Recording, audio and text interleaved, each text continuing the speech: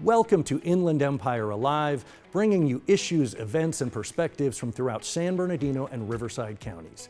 I'm David Brady, and in today's show, I'll be joined by Jackie Pearson and Perry Schaefer, members of the community effort that rallied for many years to rescue and restore the beloved Prado Dam Bicentennial Mural. That's today on Inland Empire Alive.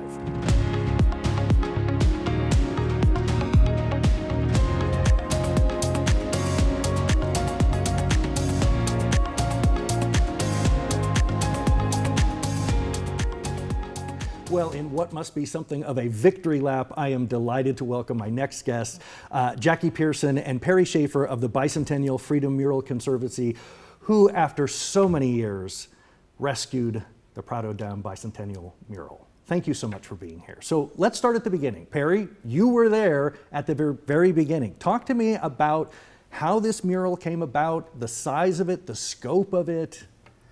Thank you, Dave.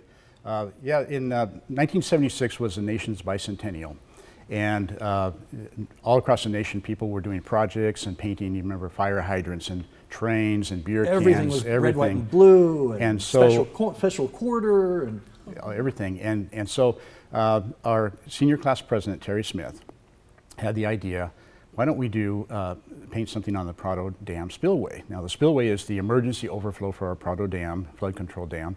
And for years it had been tagged or marked with graffiti, and every class from Corona High and Chino High and Norco High would go out there and paint class of 71, 72, and they'd always, have that up there. And she thought, why don't we do something different and we'll make a bicentennial mural. And so Dave DiPaolo, who was our activities director at the time, said, if you can arrange it, we'll see if we can accomplish that.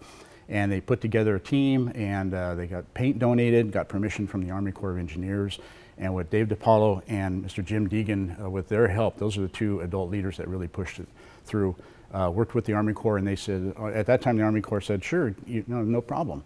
So we had about 30 high school kids, scheduled to paint. Well, the idea, part of it was, what are we going to paint on there? And so there was a contest for the design. So I was class of 77, my friend Ron Kameyer and I got together. We were in graphic design class at that time, and we said, let's design a mural idea. So we knew it had to be simple. People could see it from the freeway. It couldn't be too elaborate. So you were limited by the kind of the shape of the size you were working with. So we thought it's kind of like a bumper sticker, so we'll make it basic to the point. And we said 200 years of freedom, the years. We did the red, white, and blue colors. There's 13 stars on the numbers, and then what symbol would we put there? And we decided on the Liberty Bell. And universally, the Liberty Bell is known for the symbol of freedom worldwide now. And I think that's part of the reason that it resonated so much with everybody. And our design was selected, and we had a graphic designer lay it out for us on the dam. And then the students went out there. It was about 35 students that got the chance to go out there and actually paint. And I did get a chance to paint, and I can recall taking 5-gallon buckets of white paint to the top and pouring it out as other students took rollers and sliding down in the paint with their sneakers on, painting the white paint degrees. Out. Yeah, with a slight breeze, the paint would splatter all over, and some of the kids their jeans were white. It was crazy, and we accomplished that. And they finished up the last part of the design. As the senior class went to grad night at Disneyland and then came home on the 91, they had just finished painting the crack in the bell. And so the story is that the kids just cheered on the bus. And from that time on, people in the Inland Empire, when they go by that mural, they felt like they were home. We've had a number of people tell us that. And particularly the veterans in Inland Empire. We have a huge veteran population here, and with the military bases and the population, and it means a lot to them. So it was a huge thing. The project, going back now, I can't believe we did that with high school kids. Over the years, though, it did fall into disrepair. There were efforts maybe to repaint, touch up, and it got graffitied and tagged. But then the Army Corps was working on rebuilding the dam itself, a big project, and so we had no access. Nobody could do anything. And then later, they decided, well, we need to do something with that. We'll remove it because it has lead paint. And they were going to remove the lead paint. And at that time, there was no agreement to repaint it. We didn't know if they were going to leave it blank, put something else up there or maybe sell it for advertising space. Nobody knew. It was all speculation. And so my friend Ron actually put together a lawsuit with the LA Mural Conservancy organization to put a stay on the Army Corps removing the paint. And the question was it historic or not? And as it went through the court system over several years, we all looked into it and testified, it was finally determined that no, it did not qualify as a historic structure or artwork because it wasn't old enough. And there's a 50-year limit, and that was the major drawback. So it's still not 50 years old. It will be in a few years now, but that was the major thing. But in the meantime, what happened was the public spoke, and we had thousands and thousands of people sign the petition and make comments, particularly veterans, how much it meant to them that the mural was there. And people wanted it to be put back the way it was. They didn't want something new or different. They really enjoyed the original mural. And so that's what the Army Corps and all the government agencies realized, this is what we needed to do. And that led to working with the Freedom Conservancy, the Bicentennial Freedom Mural Conservancy, which Jackie put together. And that's where we came to where we are today. Well, so Jackie, talk to me about what this mural has grown to represent. Because certainly, I would imagine, Perry, you had no idea that 47 years later we'd still be talking about it, fighting over it in the courts. So it took on a life of its own, and it really became something that the community took ownership of. Yes, exactly. About 11 years ago, I started a Facebook page because I wanted to find the original mural participants and say, hey, let's redo this. And once we started that process and started getting comments back from the public about what it meant to them, we were overwhelmed. And it means something similar or different to everybody, but it does mean something. And it's taken a place in people's hearts. And so, not just veterans, you know. My husband's a veteran, and that's one of the reasons I started this project for him.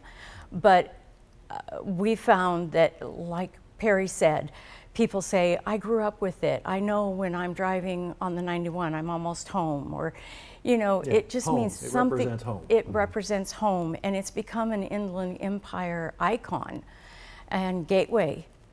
So tell me about both of you. What did it mean to finally cross that last hurdle that says it can be saved? Elation. Honestly, I cried. I was so elated. And again, not just for me, but for the community that had reached out. And this means so much to so many people. In our walk, we found that 98 to 99% of the people that respond want it saved, want it kept just like it was.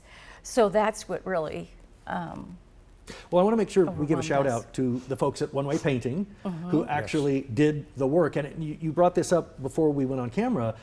Unlike the original job where it was just a bunch of kids out there in the sun, 40-degree angle, to do it this time really required permits, safety harnesses, a Yes. lot of logistics Yes. and preparation, and tremendous cost. And so Yes. in order to do it, you had to raise, it was something on the magnitude of $140,000. correct. Talk to me about how difficult or easy it was to raise those funds, and you were actually sponsoring individual letters and symbols. Yes. Well, we were fortunate. Jim McCabe, a businessman from Orange County, joined our group years ago.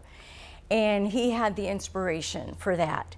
And he came up with the idea, why don't we have people sponsor letters and numbers and the stars and the Liberty Bell? And when it came right down to it, he even had someone come up to him and say, the dash, can I sponsor the dash? What's left? And we didn't even think about the dash, but we had someone sponsor the dash. And the community That must be has great been- too, that now, Yeah. not only did people embrace the original mural, now that people have a sense of ownership Yes. of the replacement. Yes, Exactly. exactly. They've all invested, whether they invested in writing letters for us to the Army Corps of Engineers telling them what it meant to them, or whether they gave money, or whether they volunteered time to help us in our, administrative things. So many people This is the people's mural. This isn't ours anymore. I mean, it started out that way, but yeah. Well, Perry, what does it mean for you to have been full circle through this, to have been there when the original idea came about, and now to have gone through all the heartbreak of that it might be lost forever, now it's saved? It's just amazing. It's kind of shocking that it didn't look good for some time. We had hoped that the National Park Service would actually find it to be historic and given it an exception because of its impact.